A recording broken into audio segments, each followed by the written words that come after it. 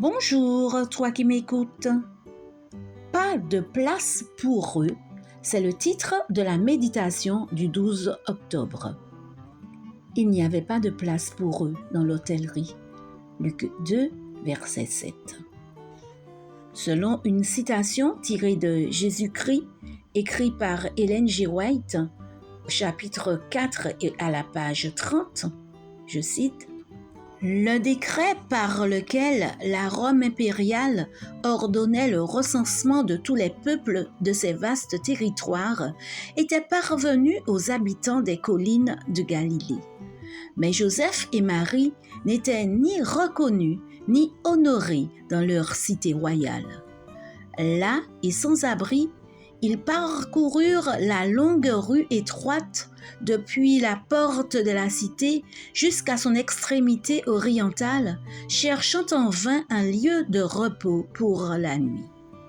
Il n'y avait pas de place pour eux dans l'auberge pleine à craquer. Dans une simple grange servant d'abri au bétail, ils trouvèrent enfin un refuge. Et c'est là qu'allait naître le Rédempteur du monde.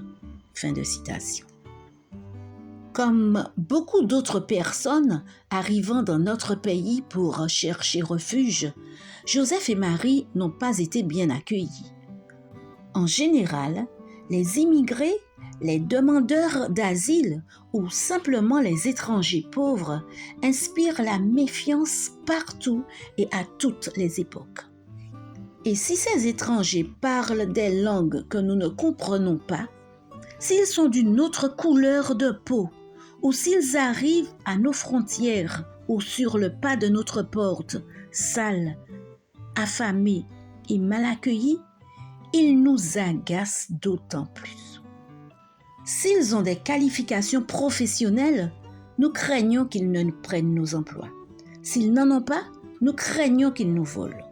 S'ils viennent en tant que réfugiés politiques, ils sont soupçonnés d'apporter des idées révolutionnaires capables de perturber notre société exemplaire ou d'appartenir à des groupes mafieux ne respectant pas la loi. Il y a quelques années, j'ai dû accompagner une jeune femme de notre famille, une belle haïtienne, pour qu'elle se fasse enregistrer et qu'elle obtienne ses papiers afin de pouvoir vivre en Espagne. Je n'aurais jamais pensé qu'une procédure aussi simple, légale et humanitaire puisse se transformer en une expérience aussi complexe et même humiliante pour moi. Cela m'a donné un aperçu de ce que certains immigrants peuvent avoir à subir pour s'intégrer dans un pays supposé accueillant. Comme son parent le plus proche travaillait dans un pays étranger, précisément dans une agence dédiée à l'accueil des réfugiés, j'ai dû accompagner la jeune femme pour faire les démarches nécessaires auprès du service de l'immigration.